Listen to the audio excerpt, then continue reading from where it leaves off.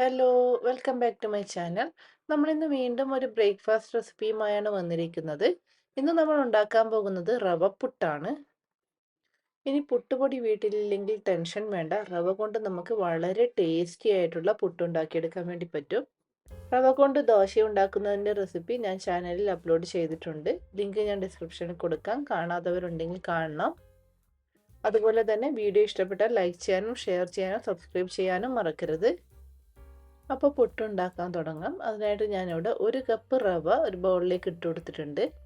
ഞാനിവിടെ വറുത്ത റവയാണ് എടുത്തിട്ടുള്ളത്. അതാണ് കൂടുതൽ ടേസ്റ്റ് തോന്നിയിട്ടുള്ളത്. ഇതിലേക്ക് ഏകദേശം ഒരു 2 ടേബിൾ സ്പൂൺ തേങ്ങ ചിരകിയതും 1/4 ടീസ്പൂൺ ഉപ്പും ചേർത്ത് കൊടുത്ത് നന്നായിട്ടൊന്ന് മിക്സ് ചെയ്തെടുക്കുന്നുണ്ട്.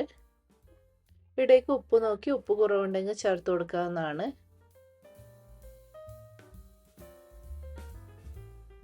ഇനി ഇതിലേക്ക് ഏകദേശം ഒരു 1/2 കപ്പ് വെള്ളം ചേർത്ത് കൊടുക്കുന്നുണ്ട്. എന്നിട്ട് നന്നായിട്ടൊന്ന് കുഴച്ചെടുക്കാം. ആദ്യം നമുക്കിത് കുഴച്ചെടുക്കുമ്പോൾ വല്ലാതങ്ങ് കുഴഞ്ഞെടുക്കുന്നത് പോലെ തോന്നും. പക്ഷെ കുഴപ്പമില്ല, റവ ആയതുകൊണ്ട് അത് പെട്ടെന്ന് വെള്ളം വലിച്ചെടുക്കും. നമ്മൾ മുഴുവനായും കുഴച്ചെടുത്തിട്ടുണ്ട്. ഇനി ഇത് ഒരു 10 മിനിറ്റ് മാറ്റി വയ്ക്കാം.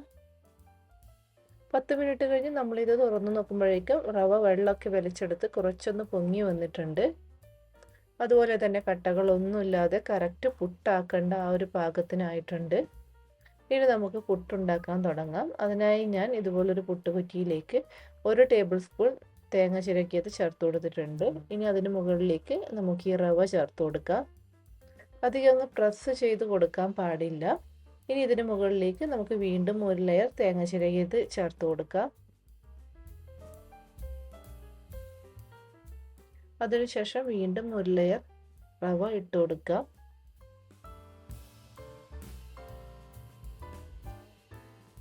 ഇനി ഇത് നമുക്ക് അടച്ചു വെച്ച് ഒന്ന് ആവി കയറ്റിയെടുക്കാം.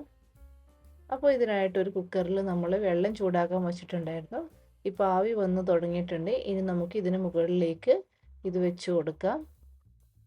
നമ്മൾ സാധാരണ അരിപ്പൊടി കൊണ്ട് പുട്ടുണ്ടാക്കുന്നതിനേക്കാളും ടൈം വേണം ഈ റവ കൊണ്ടുള്ള പുട്ട് വെന്ത് കിട്ടാൻ. അതുകൊണ്ട് തന്നെ ഹൈ ഫ്ലെയിമിൽ ഒരു 10 മിനിറ്റെങ്കിലും വെക്കണം. അപ്പോൾ ഏകദേശം 10 മിനിറ്റ് കഴിഞ്ഞിട്ടുണ്ട്. നമുക്കിനി ഇതൊന്ന് എടുത്തു നോക്കാം.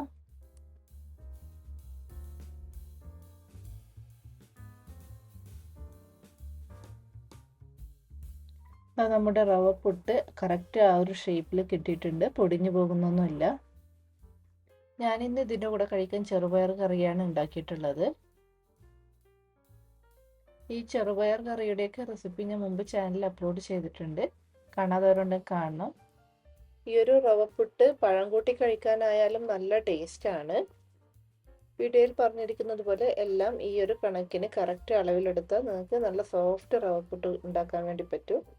അപ്പോൾ എല്ലാവരും തീർച്ചയായും ഈ ഒരു റവപ്പുട്ട് ഉണ്ടാക്കി നോക്കണം. എന്നിട്ട് അഭിപ്രായങ്ങൾ കമൻറ്റ് ചെയ്ത് അറിയിക്കണം. വീണ്ടും പുതിയ റെസിപ്പിയുമായി അടുത്ത വീഡിയോയിൽ കാണാം. അതുവരേക്കും ബൈ ബൈ.